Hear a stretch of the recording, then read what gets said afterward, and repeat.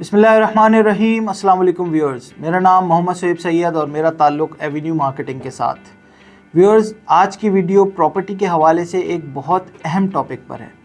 जैसा कि आप लोग जानते हैं कि 12 जून 2024 यानी कल के दिन पाकिस्तान का बजट 2024-25 अनाउंस हुआ है और इसके अंदर प्रॉपर्टी के हवाले से नए टैक्सेस लगाए गए हैं। आज हम इसके बारे में ही बात करेंगे। तफसीलात की तरफ जाने से पहले मैं आप लोगों से दरख्वास्त करूंगा कि अभी एवेन्यू मार्केटिंग के चैनल को सब्सक्राइब कर लें, बेल आइकन को क्लिक कर लें ताकि आने वाली भी तमाम इन्फॉर्मेटिव वीडियोस आप लोगों तक बआसानी पहुंच सके और आप प्रॉपर्टी की दुनिया में बाखबर रह सकें। व्यूअर्स, बजट 2024-25 के अंदर गवर्नमेंट ने कैपिटल गेन टैक्स को बढ़ाकर 15 से 45% तक कर दिया है। सबसे पहले मैं आपको बता दूं कि कैपिटल गेन टैक्स क्या होता है।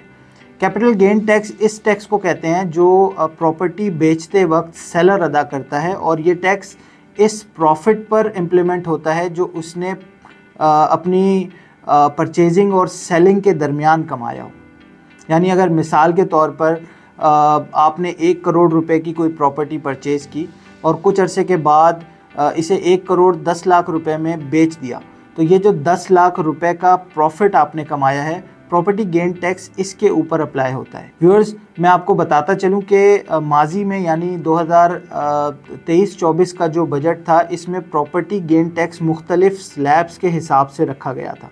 यानी अगर आपने प्रॉपर्टी बाय की और इसे 1 साल के अंदर ही सेल कर दिया तो 15%, अगर 2 साल में सेल किया तो 12.5%, 3 साल में किया तो 10%, 4 साल में किया तो 7.5%, 5 साल में किया तो 5%, जबकि अगर 6 साल में किया तो 2.5%, और अगर 6 साल से ज़्यादा अरसा आपने प्रॉपर्टी अपने पास रखी और उसके बाद सेल की तो इस पर कोई टैक्स नहीं लगाया जाता था। जबकि हालिया बजट यानी 2024-25 के इस बजट के अंदर कैपिटल गेन टैक्स किसी स्लैब के बगैर 15% फिक्स कर दिया गया है और वो भी सिर्फ फाइलर्स के ऊपर, और नॉन फाइलर्स को 45% तक ये कैपिटल गेन टैक्स अदा करना होगा irrespective of holding time. Budget में इस तरह टैक्सेस बढ़ा देने के बाद मेरे ख्याल में प्रॉपर्टी की मार्केट को एक बहुत बड़ा धचका लगेगा।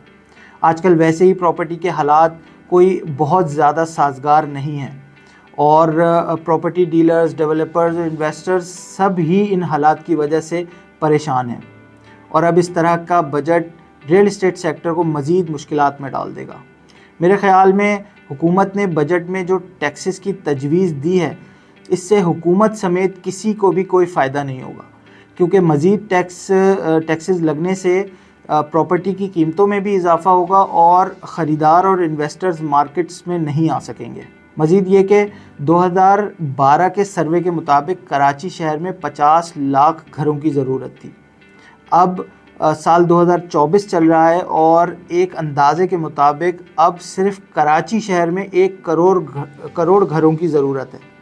जिस तरह टैक्सेस लगाए जा रहे हैं, इनके पेश नज़र बिल्डर्स और डेवलपर्स के लिए घर बनाना मुश्किल हो जाएगा, तो हम ये समझ सकते हैं कि एक मुतवस्सित तबके और गरीब तबके के लोगों के लिए घर बनाना कितना दुश्वार हो जाएगा, क्योंकि रियल इस्टेट सेक्टर के अंदर करीब 72 छोटी छोटी इंडस्ट्रियां मौजूद हैं।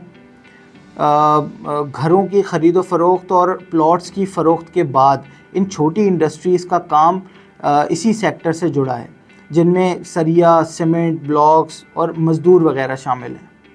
और इन टैक्सेस के लगने की वजह से इन इंडस्ट्रीज़ को भी अपनी अशिया की कीमतों में इजाफ़ा करना पड़ेगा और माल ना बिकने की वजह से ये इंडस्ट्रीज़ भी बिल्कुल बैठ जाएंगी। हुकूमत की नाक़िस पॉलिसियों और मुल्क के माशी हालात की वजह से रियल इस्टेट इंडस्ट्री पहले ही ज़वाल का शिकार है और तबाही के दहाने पे खड़ी है, जिस पर हुकूमत के ये नए टैक्सेस ना सिर्फ बिल्डर्स और डेवलपर्स बल्कि इन्वेस्टर्स और प्रॉपर्टी डीलर्स के लिए भी एक डरावना ख्वाब साबित होगा। मैं ज़ाती तौर पर ऐसे कई प्रॉपर्टी डीलर्स को जानता हूँ जो पहले ही इन हालात के पेश नज़र अपना घर चलाने और बच्चों का पेट पालने के लिए ऑनलाइन टैक्सियाँ चला रहे हैं।